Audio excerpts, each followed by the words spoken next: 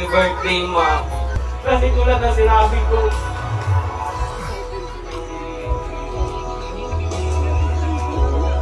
kung merong pinakamalungkot kapag makikita ka sa ganyan sitwasyon na nakuyot mo. Sabi mo, huwag na tayong maganda kasi sayang yung pera. Pero aanin ko yung pera kung wala ka. Aanin ko yung pera kung hindi ko naman nagamit iyon para maging masaya ka. Ma, happy birthday. Alam mo, ma, ako yung pinakamasayang tao ngayong gabi nito. Sabi ko ni mama kasi, wag na raw po kami maghanda. Pero sabi ko po sa kanya, last year ko pa po pinaghandaan ang karawan niya po na ito. Tulad ko na sinasabi ko po sa vlog, ngayon lang po si mama nakaranas ng ganitong selebrasyon sa kanyang napakahalagang araw ng kanyang buhay. Kaya ma, sana masaya ka. Simula nung nangyari sa iyo ganyan, kahit parang palagi ako nakangiti,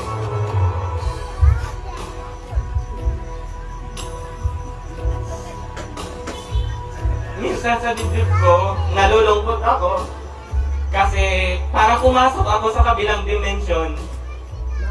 Kasi parang kailan lang nakapaglalakad ka ng ikaw lang. Ngayon, kailangan mo ng tulong palagi para makapaglakad. Ma, sana maraming birthday pa ang dumating sa'yo. Huwag mong isipin palagi yung gastos. Kasi ikaw yung kayamanan ko.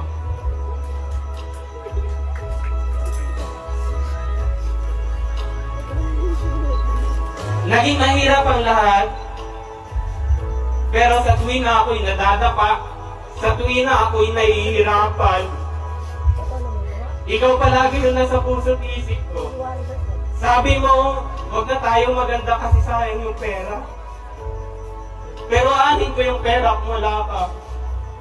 Aanin ko yung pera kung hindi ko naman nagamit iyon para maging masaya ka.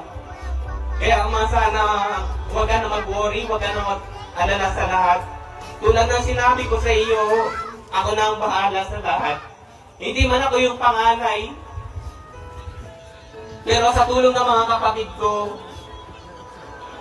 lahat ng pangangailangan mo may bibigay namin sa iyo. Maraming salamat, ma. Maraming salamat, ma. Sana napasaya ka namin. Sana sabi ko.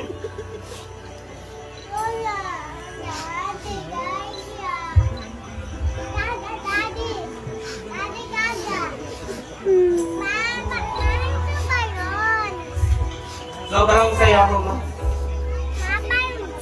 Kahit na yun, sobrang pagod, maraming nagiging problema. Pero sa tuwing na nakikita ko yung mukha mo, parang nawawala yung pagod. Parang nagkaroon ako ng maraming dahilan para magpatuloy. Kaya nga, sabi mo, mag-focus ako sa aking sarili ko muna. Pero ma, tulad ng sinasabi ko sa iyo, nawawala yung pagod ko kapag masaya ka. Sana pumayag ka na magpa-opera tayo kasi nahihirapan ako kapag nakikita kitang inaakay. Kasi tulad ng sinabi ko,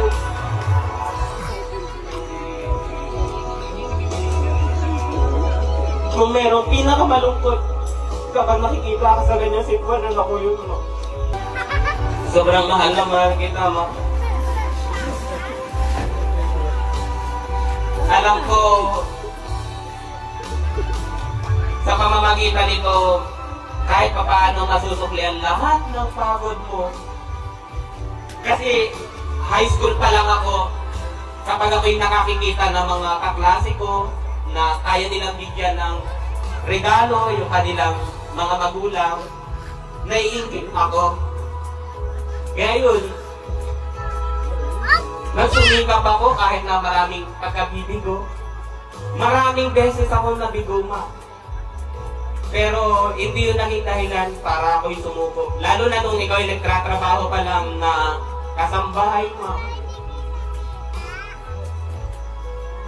Naroon kapag ginugunita ko ang mga alaala na yun, naroon yung mga dahilan para mas sumikap pa ako. Maraming salamat mo kasi kahit sa kabila ng mahirap lang tayo noon, naging mayaman naman ako sa pagmamahal mo.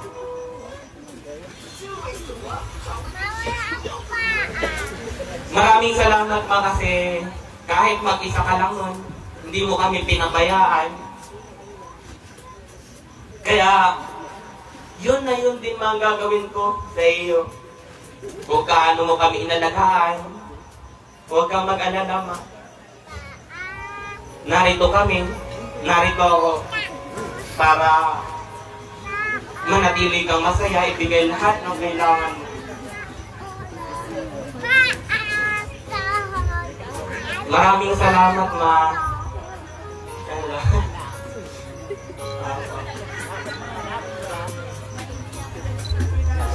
Happy birthday, ma. At alam ko, ma, ginamit lang ako ni Lord para yung biyaya na hindi niya naibigay sa iyo noon, ngayon niya ibinibigay sa iyo. Kaya huwag mong isipin na pinakalimutan ko yung sarili ko. Kasi minamahal ko rin mo yung sarili ko para maibigay ko lahat ng pangangailangan mo. Maraming salamat po.